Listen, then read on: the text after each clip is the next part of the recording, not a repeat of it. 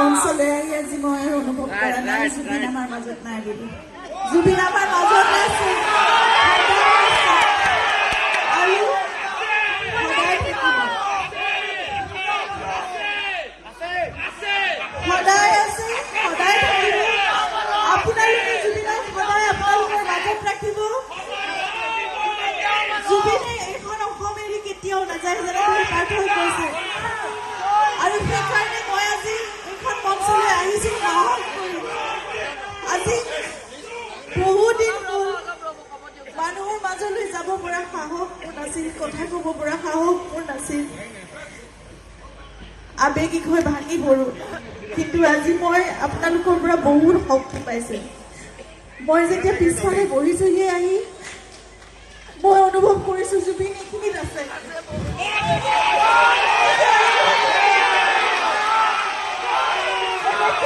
সদায় ওলাই মঞ্চৰ আগলৈ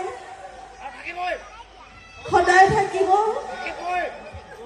আমি তেওঁৰ কণ্ঠ সদায় শুনি থাকিম, আমি তেওঁৰ সত্তা সদায় অনুভৱ কৰি থাকিম, আমি তেওঁৰ অস্তিত্ব সদায় অনুভৱ কৰি থাকিম। আপোনালোক সকলোৰে মাজত জুবিন অকমান অকমান নহয়, আপোনালোকৰ সকলোৰে প্ৰাণত জুবিন আত্মা হৈ জীয়াই আছে, থাকিব।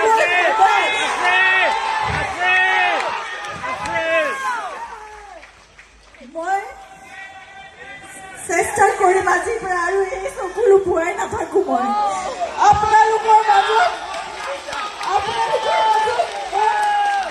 শক্তিশালী উঠি আপোনালোকৰ মাজলৈ আহিম। জুবিনে ভাল পোৱা সকলো কাম আমি কৰি যাম।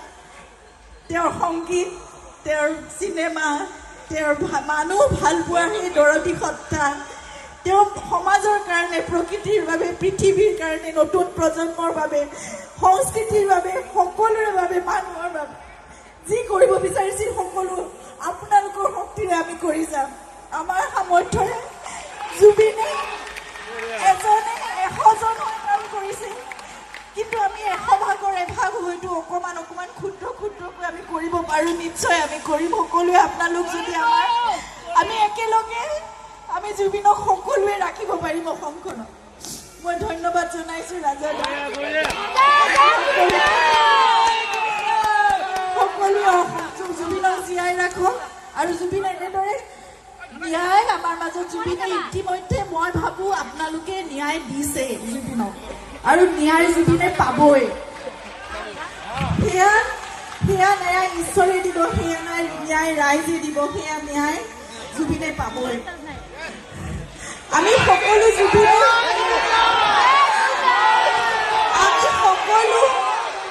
জুবিনৰ কণ্ঠ, আপোনালোক সকলো জুবিনৰ কণ্ঠ। গতিকে জুবিন আমাৰ মাজত এতিয়া আছে।